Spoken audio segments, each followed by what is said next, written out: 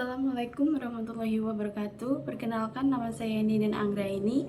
Di sini saya akan mereview jurnal dengan penulis Siti Rahma Ismiatun, Neriawati, dan Budi Setiawan Gitin. Dengan tahun terbit tahun 2022 dengan judul Implementasi Manajemen Kurikulum di Sekolah Dasar. Jurnal tersebut merupakan jurnal Research and Learning in Elementary Education. Yang pertama yaitu latar belakang. Sajida mengatakan bahwa manajemen kurikulum pendidikan sangat penting, karena tanpa adanya manajemen, maka pendidikan tidak akan berjalan dengan baik. Kurikulum merupakan program pendidikan yang disediakan oleh lembaga pendidikan atau sekolah bagi peserta didik seperti yang dilakukan oleh Kepala Sekolah SDN 16 Bila Barat. Kurikulum 2013 baru merata dan diterapkan pada tahun ini disebabkan dengan minimnya bahan ajar pada satuan lembaga pendidikan. Tujuan penelitian ini adalah untuk mendeskripsikan implementasi manajemen kurikulum di SDN 16 Bila Barat dengan fokus pada perencanaan dan pelaksanaan kurikulum di sekolah dasar tersebut. Yang kedua yaitu landasan teori. Jadi landasan teori pada jurnal ini itu mencakup beberapa pandangan mengenai manajemen kurikulum dan implementasinya. Suryana dan Pratama mengatakan bahwa manajemen kurikulum merupakan aspek yang berpengaruh terhadap keberhasilan pembelajaran dalam pendidikan nasional dan kurikulum, serta berfungsi sebagai program pembelajaran untuk mencapai institusional di lembaga pendidikan. Selain itu, Masyhud membagi ruang lingkup kegiatan manajemen kurikulum yang menjadi tanggung jawab kepala sekolah, mencakup berbagai aspek terkait tugas guru, siswa, proses belajar mengajar, serta kegiatan kokurikuler dan ekstrakurikuler. Yang ketiga yaitu Hamalik. Hamalik menyatakan bahwa kurikulum dapat dipandang sebagai program kegiatan yang terencana dan memiliki rentang yang luas serta dapat berupa rencana tertulis maupun tidak tertulis dalam pikiran pendidik. Yang ketiga yaitu metode dan instrumen. Metode yang digunakan dalam penelitian ini adalah pendekatan kualitatif. Dengan metode studi deskriptif, perolehan data dilakukan menggunakan teknik observasi, wawancara, dan dokumentasi. Instrumen yang digunakan oleh peneliti menyakup teknik wawancara, observasi, dan dokumentasi untuk memperoleh data. Yang keempat yaitu subjek. Subjek dalam penelitian ini juga melibatkan peran kepala sekolah, guru, siswa di SDN 16 Bila Barat. Selanjutnya yaitu yang kelima, pelaksanaan penelitian.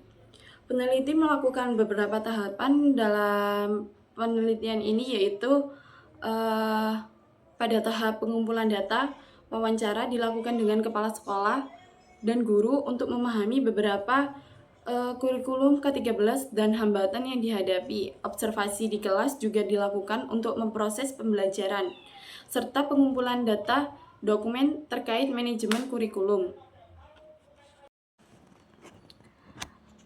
Yang selanjutnya yaitu hasil penelitian. Dakir mengatakan secara terminologi, kurikulum berarti suatu program pendidikan yang berisikan berbagai bahan ajar dan pengalaman belajar yang diprogramkan, direncanakan dan dirancang secara sistematika atas dasar norma-norma yang berlaku dan dijadikan sebagai pedoman dalam proses pembelajaran bagi pendidik untuk mencapai tujuan pendidikan. Menurut Muldrow, kurikulum itu memuat semua program yang dijalankan untuk menunjang proses pembelajaran. program yang dituangkan tidak terperancang dari segi administrasi saja, tetapi mencakup keseluruhan yang digunakan untuk proses pembelajaran. Yang selanjutnya yaitu implementasi manajemen kurikulum di SDN 16 Bila Barat.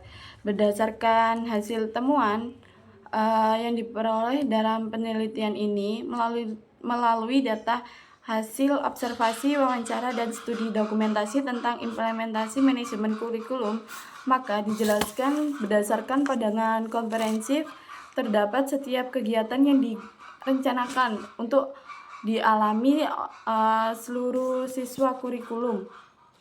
Selanjutnya, hambatan implementasi kurikulum di SDN 16 Bila Barat. Implementasi kurikulum adalah sebagai suatu proses penerapan ide, konsep, dan kebijakan kurikulum atau kurikulum konvensional dalam suatu aktivitas pembelajaran sehingga peserta didik menguasai seperangkat kompetensi tertentu sebagai hasil interaksi dengan lingkungan. Selanjutnya ada beberapa hambatan yang terjadi pada manajemen kurikulum itu sendiri. Hal itu dapat dilihat dari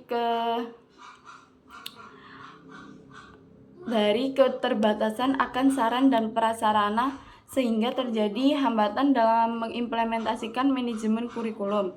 Pengawasan guru terhadap siswa juga berdampak pada upaya menerapkan di kedisiplinan siswa. Selanjutnya yaitu kelebihan dan kelemahan. Jadi kelebihan jurnal ini itu menggunakan pendekatan kualitatif yang mendalam dengan teknik observasi, wawancara, dan dokumentasi. Hal ini tuh memberikan pemahaman yang lebih kaya tentang konteks implementasi kurikulum di SDN 16 Bila Barat.